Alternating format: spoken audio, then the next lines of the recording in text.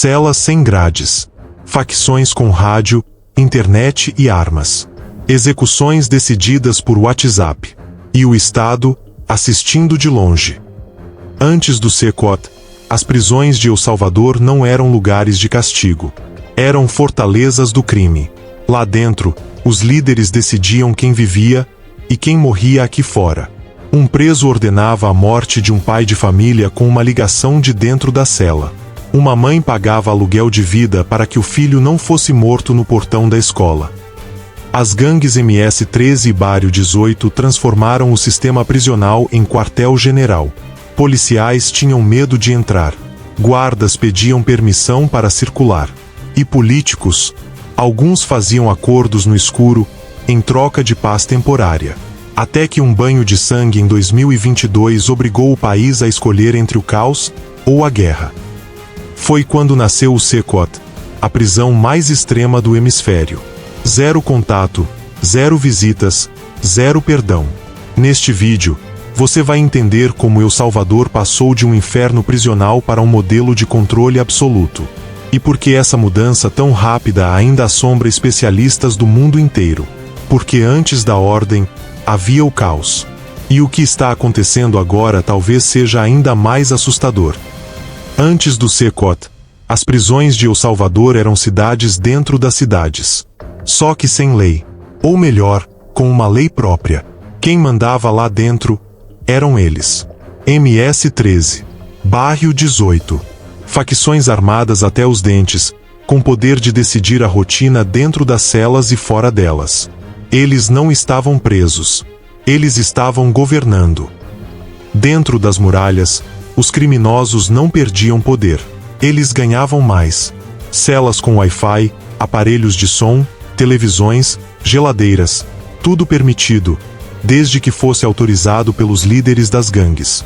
Tinha cela com jacuzzi. E guarda que pedia permissão para entrar no pavilhão.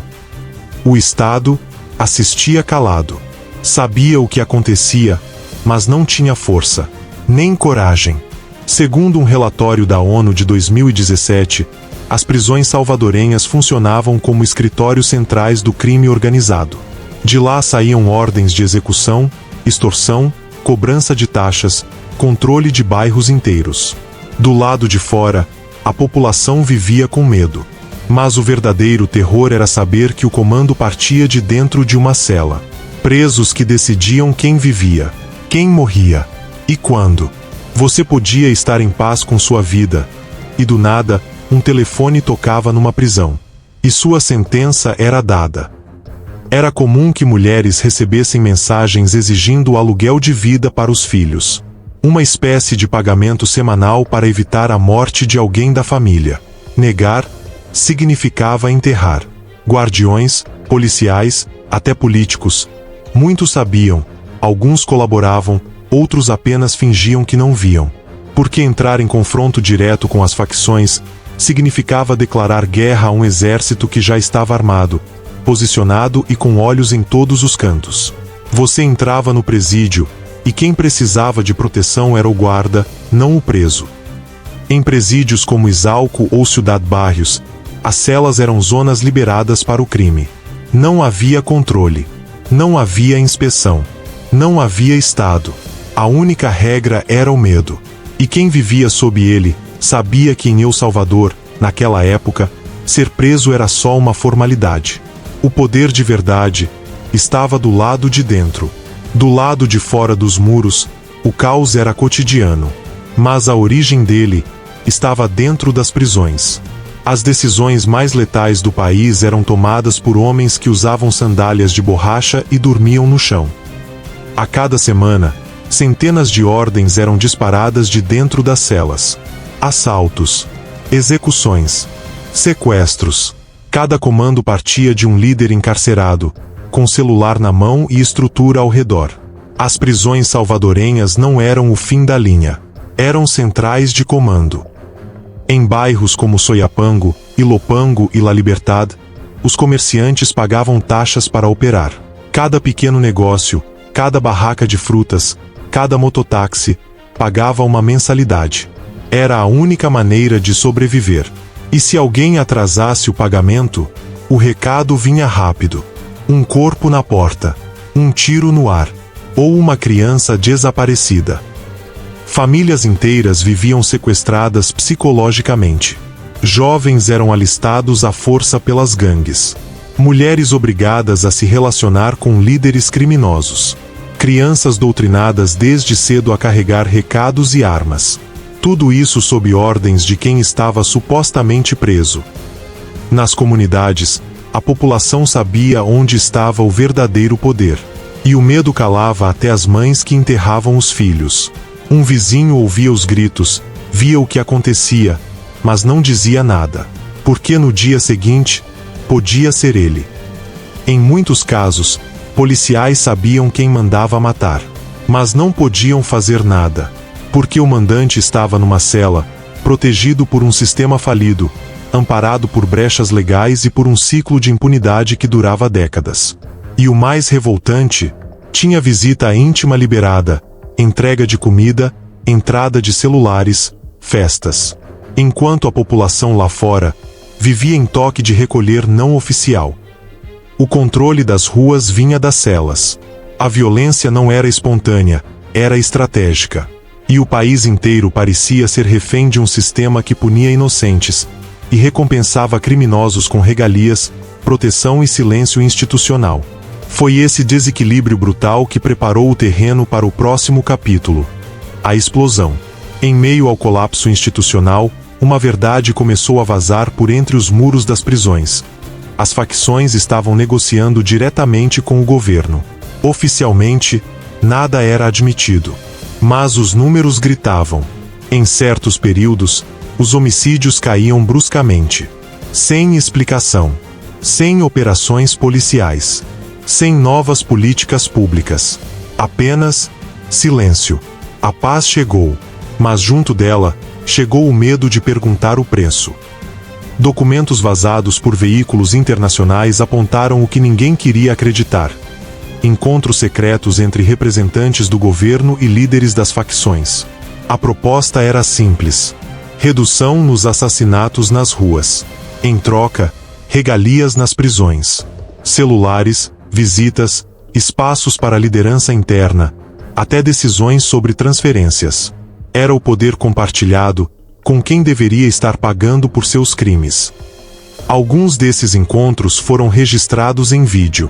Oficiais de alto escalão entrando em presídios de segurança máxima, sem qualquer segurança armada. Sentando-se diante de chefes da MS-13 para negociar uma trégua. Trégua essa que vinha acompanhada de um acordo de silêncio. A violência baixava. As manchetes melhoravam. Mas os criminosos, esses ganhavam voz, influência e blindagem. Relatórios internos chegaram a citar movimentações financeiras entre membros do governo e intermediários das gangues. Supostos favores políticos. Trocas de favores em ano eleitoral. Tudo documentado por investigações que mais tarde foram arquivadas. E quando as denúncias vieram à tona, a resposta foi negar. Mas a população já sentia que havia algo errado. A sensação era clara. O Estado, em vez de combater o crime, estava sentado à mesa com ele. E enquanto os acordos eram costurados, do lado de fora, os inocentes continuavam morrendo. Era uma paz superficial. Uma calmaria estratégica. Porque quem tinha o poder, sabia que poderia usá-lo quando quisesse. E foi exatamente isso que aconteceu. A trégua acabou. E o caos voltou com mais força. Foi num final de semana. 2 dias. 87 mortos. Corpos espalhados em praças, calçadas, ônibus escolares. Pais, mães, trabalhadores. Nenhum padrão. Nenhuma lógica. Apenas terror coordenado. Era como se tivessem aberto as portas do inferno. Mas ninguém tinha saído das prisões. As ordens vinham de dentro. Mais uma vez. As gangues mandaram atacar. El Salvador entrou no fim de semana como o país da trégua. E saiu como o palco de uma chacina nacional. Eles mostraram quem ainda mandava. E o governo entendeu o recado. Na manhã seguinte, o presidente decretou estado de exceção. Direitos foram suspensos. Prisões em massa começaram. A guerra foi declarada. E pela primeira vez em décadas, o Estado reagiu com força máxima. Em 72 horas, o país mudou. Celas foram trancadas. Visitas cortadas. Cidadãos comuns, algemados nas ruas. Milhares foram detidos em operações relâmpago. Bastava uma tatuagem, uma denúncia anônima, uma ligação suspeita. Famílias inteiras viram seus filhos levados sem mandado, sem explicações. Enquanto isso, imagens começaram a circular. Presos sem camisa, ajoelhados, empilhados como peças de um sistema que agora decidia esmagar de vez qualquer sinal de descontrole. Era o Estado dizendo: agora quem manda aqui somos nós. Mas junto com a força, veio a sombra da dúvida.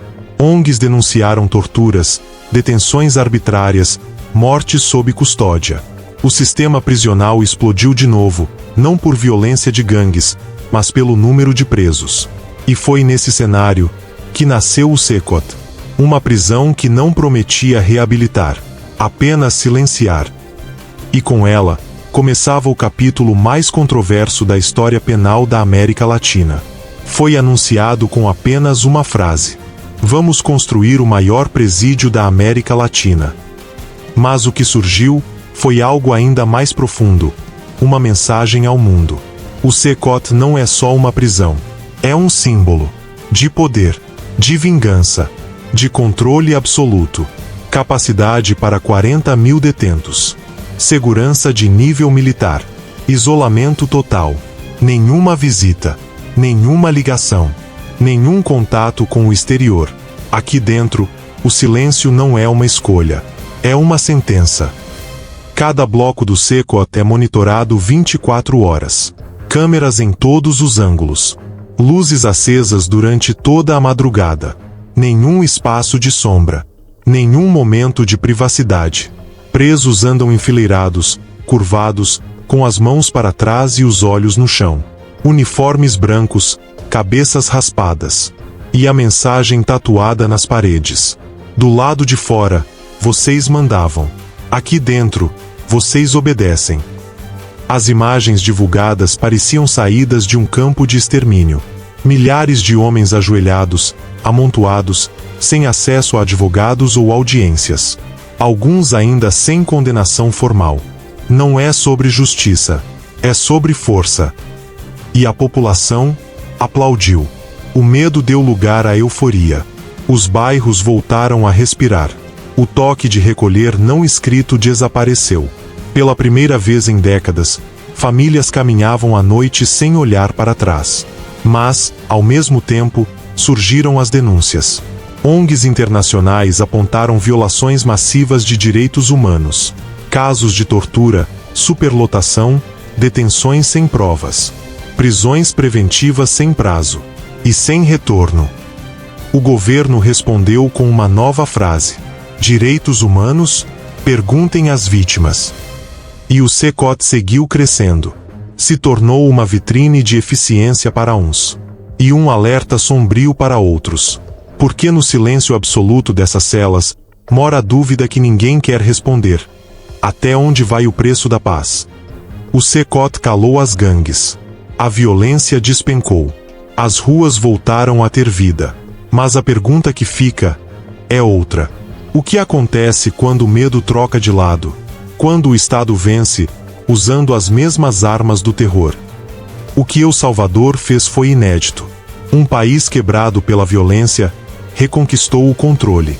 Mas à custa de quê? Direitos suspensos. Vidas encarceradas sem julgamento. Uma prisão que não promete reabilitação, apenas obediência. Será que o CECOT é o futuro da segurança na América Latina, ou o aviso de que estamos normalizando o inaceitável? No fim das contas, o que assusta não é só o que havia antes. É o que se tornou possível depois.